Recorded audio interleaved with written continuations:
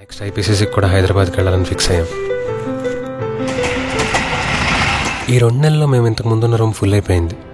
వేరే చాయిస్ లేక హాస్టల్ మారాల్సి వచ్చింది.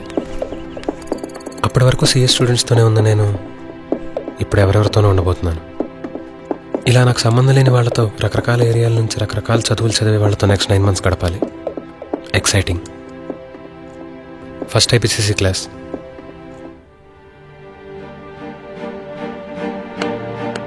సిపిటీలో ఉన్న క్లాస్మేట్స్ ఎవరు లేరు. చాలామంది పాస్ అవ్వలేదో ఏంటో పాపం.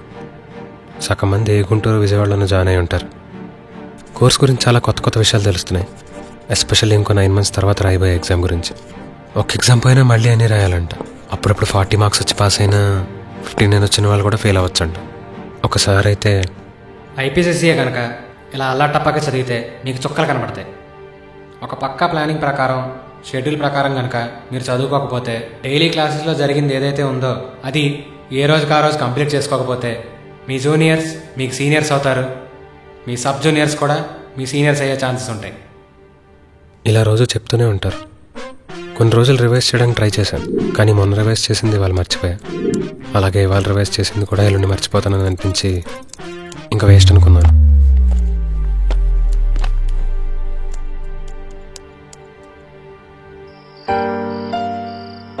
హలో అమ్మా. హలో, ఏం చేస్తున్నావమ్మా? ఏరా, తిన్నావా?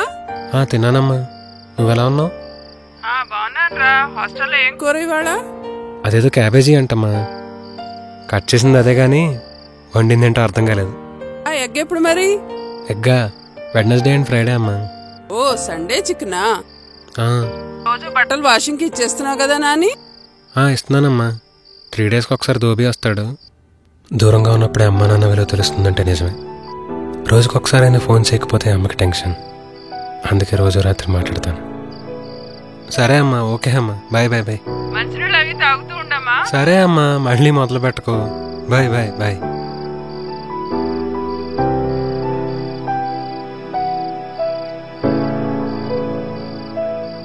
మా రూమ్ విషయానికి వస్తే ఒక్కొక్కరు ఒక్కో రకం. ఈ ల్యాప్టాప్ అనే నుంచి ఏవేవో కొత్త కొత్త ఇంగ్లీష్ సినిమాలని తెలుసుకున్నాను. ఏం చూస్తున్నావునా? ఇంగ్లీష్ మూవీనా? అమెరికన్ పైరా? రే, నువ్వు చూసేది కాదు కానీ వెళ్ళి చదువుకోరా. ఏదో అమెరికన్ పై అంట. తను చూస్తున్నప్పుడు ఫ్రెండ్లీగా సహా వెళ్ళి పక్కన కూర్చుంటే వెంటనే మూసేశాడు. ఈ బీటెక్ అనే సంగతికి వస్తే రోజు రాత్రి అటు ఇటు తిరుగుతూ తన ఊర్లో ఉన్న లవర్తో తెగ మాట్లాడుతూ ఉంటాడు. పాపం, తిన్నదంతా మాట్లాడినందుకు అరిగిపోతుందేమో అనిపిస్తూ ఉంటుంది. కవితలు కూడా చెప్తూ ఉంటాడు. సిరి నా మది ముదిరి ఎద చెదిరి ఆగింది ఊపిరి, ఎప్పటికీ తప్పదు నా ప్రేమ బాణానికి నీపై గురి. మా టీవీలో పోకిరి, ఈడు బతికంతా దానికి చాకిరి. ఏదో సొల్లు ఈడు. ఏంటి? ఏం లేదు.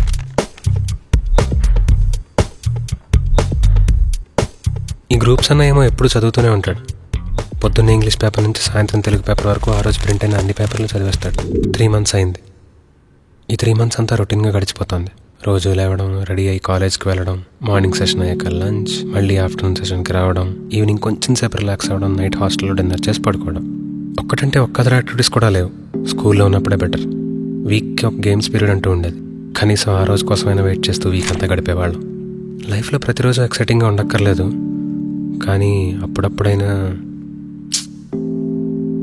ఇక్కడ ఎక్సైటింగ్లో ఎక్స్ కూడా కనపడట్లేదు.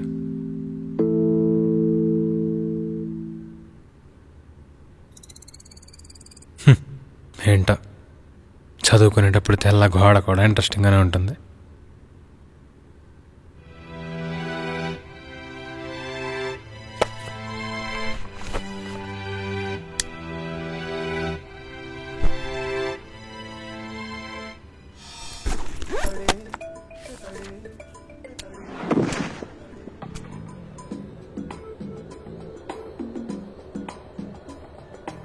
ఎవరని ఎదురే నిలిస్తే తెలిసే బదులతడే, పెను తుఫాను తలొంచి చూసే తొలి నిప్పు కణం అతడే, పెను తుఫాను తలొంచి చూసే తొలి నిప్పు కణం అతడే.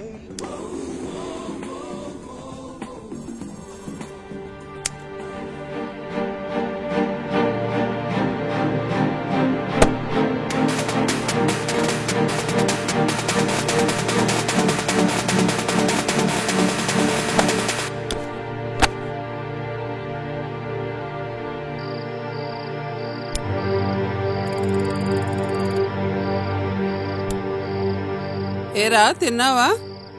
తిన్నానమ్మా. హాస్టల్లో ఏం కూరమ్మా ఇవాళ?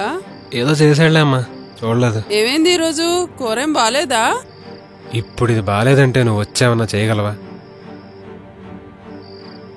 సారీ అమ్మా, ఏదో కోపంలో అనేసాను. నేను మళ్ళీ కాల్ చేస్తాను.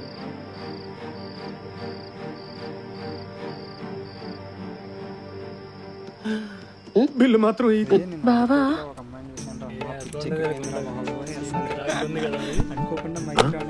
నువ్వు నాకు బావే కదా? అక్కడేదో ఇంట్రెస్టింగ్ కాంప్లైంట్ కనిపించిందని కింద చూసాను. అక్కడ కదా తను పిలుస్తుంటే నాకు చాలా ఫీలింగ్ వచ్చేస్తుంది కొద్దిగా. సినిమా స్టోరీలో ఉంటుంది కానీ నిజమే. యాక్చువల్లీ పాంప్లెట్ కోసం ఉంగాను. బట్ నిన్ను చూడగానే చిట్టి గుండె గట్టిగానే కొట్టుకున్నది. అదేమిటే ఎత్తుతూ అలా నిన్ను చూడకుంటే రెండు కళ్ళు ఒకటి తిట్టుకున్నది. అదేమిటే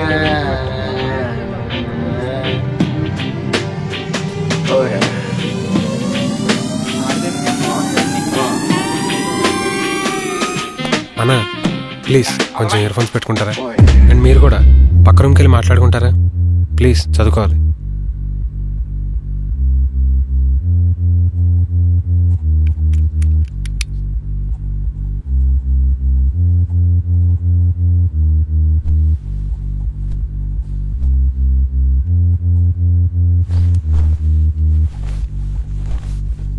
భయ్యా లైట్ ఆపేస్తావా? చదువుకుంటున్నా కదా బ్రో. నీ ఒక్కడి కోసం లైట్ ఉంచలేం కదా, పడుకోవాలి కదా మేము కూడా. రోజులు గడిచిపోతున్నాయి, సిలబస్ అవ్వట్లేదు నాకు బాధ. దానివల్ల నెగిటివ్గా మారుతున్న ప్రతి సిచ్యువేషన్. ఇంతకుముందు బాగా మాట్లాడే రూమ్మేట్స్ ఇప్పుడు డిఫరెంట్గా మాట్లాడుతున్నారు. ఎనీవే, కష్టమో నష్టమో పాస్ అయిపోతే చాలే అన్నట్టు ఎగ్జామ్స్ వరకు నెట్టుకొచ్చా. ఆ రోజు రానే వచ్చింది.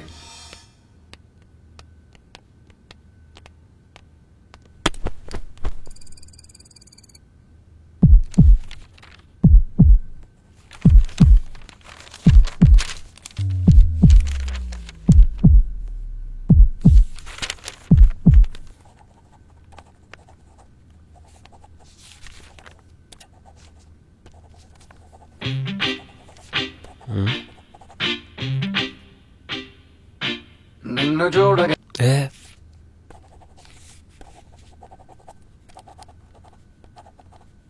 చిట్టి గుండె గట్టిగానే కొట్టుకున్నది. అదేమిటే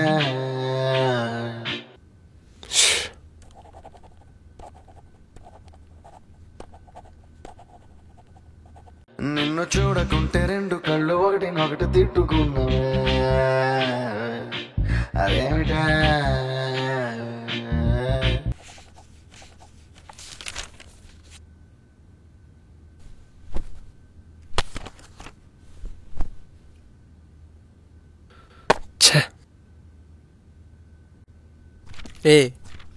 ఎగ్జామ్స్ రాయకముందు ఒక టెన్షను, ఆన్సర్స్ చెక్ చేసుకోవడానికి ఇంకో టెన్షను, మళ్ళీ రిజల్ట్ వచ్చాక ఇంకో టెన్షను. ఎందుకురా ఇన్ని టెన్షన్లు? దా నెక్స్ట్ ఎగ్జామ్ చదువుకుందాం.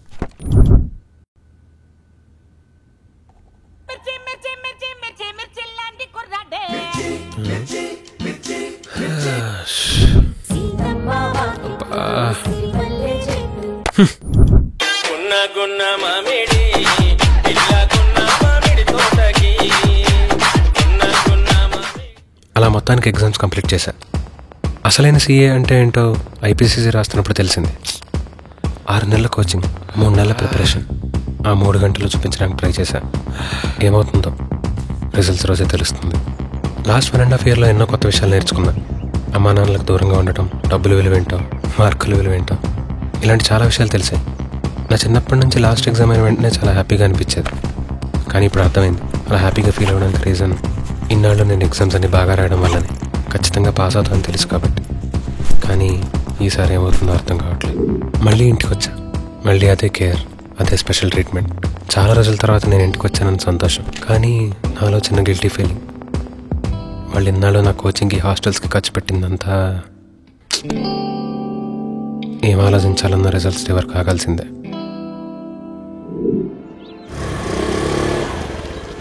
ఉదయ్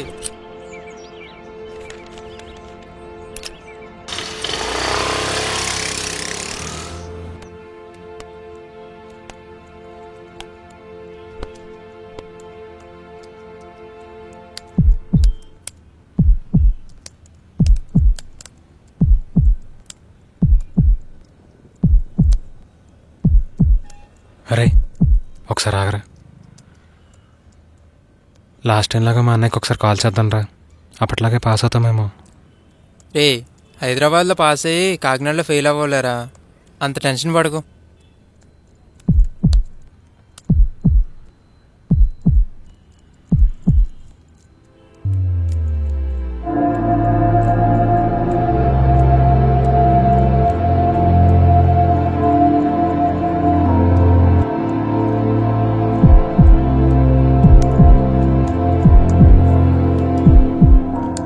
ఫెయిల్, నా ఫస్ట్ ఫెయిల్యూర్. ఎలా?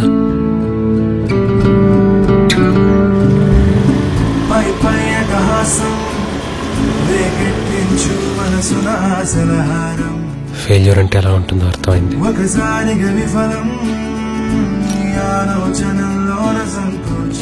రిజల్ట్ ఏమైంది?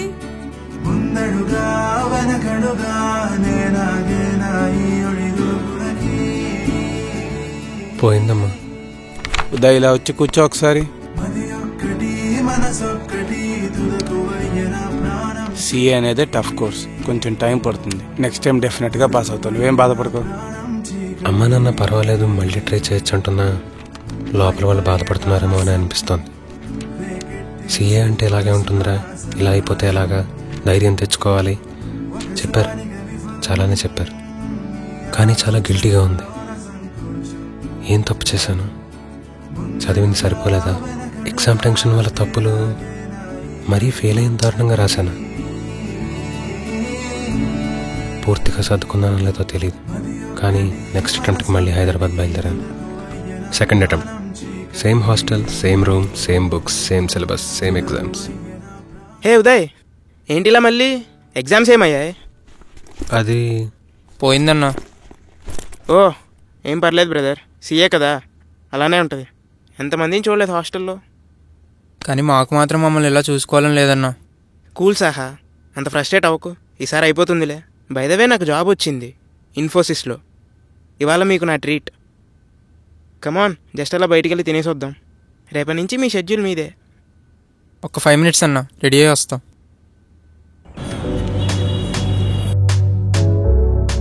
ఎప్పుడు మొనోటనీని హేట్ చేసే నాకు ఇలా చదివిన సబ్జెక్ట్సే మళ్ళీ చదువుతాను ఎప్పుడు అనుకోలేదు. ఈసారి ఇంకా ఎక్కువ కష్టపడుతున్నా. లాస్ట్ టైం చేసిన తప్పులు ఈసారి చేయకుండా ఉండాలని చాలా ప్రాక్టీస్ చేస్తున్నా.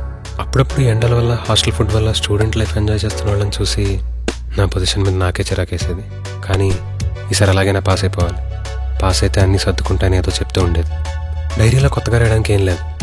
లాస్ట్ 6 months ఎగ్జామ్ ప్రిపరేషన్ అప్పుడు రాసిన జిరాక్స్ తీసి అంటించినట్టుంది. ఇప్పుడు జరుగుతున్న రొటీన్. మళ్ళీ ఎగ్జామ్స్ వచ్చాయి, మళ్ళీ రాశా, మళ్ళీ ఇంటికి వెళ్ళా, మళ్ళీ రిజల్ట్స్ కోసం వెయిట్ చేశా. రిజల్ట్స్ డే రానే వచ్చింది.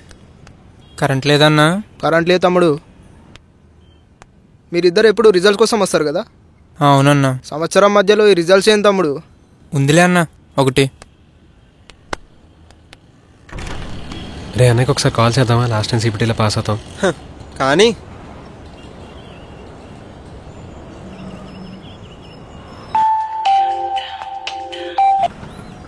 అరే లిఫ్ట్ చేయట్లేదురా. రే ఐసీఐ భవన్కి వెళ్దామా?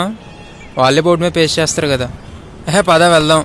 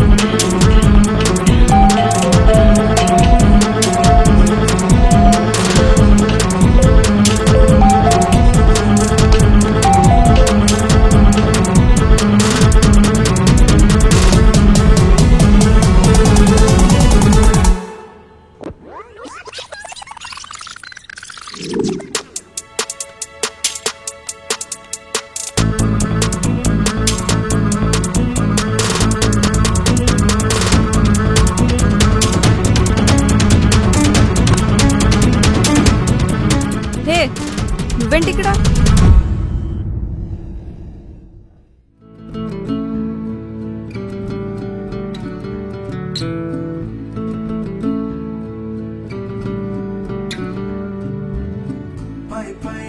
ఉల్లాసం రేకెట్టించు మనసున ఆశలహారం ఒకసారిగా విఫలం నీ ఆలోచనల్లోన సంకోచం ముందడుగా వెనకడుగా నేనాగేనా ఈ ఒడిదుడుకులకి మది ఒక్కటి మనసొక్కటి తుదకు అయ్యన ప్రాణం చీకటి తుదకు అయ్యన ప్రాణం చీకటి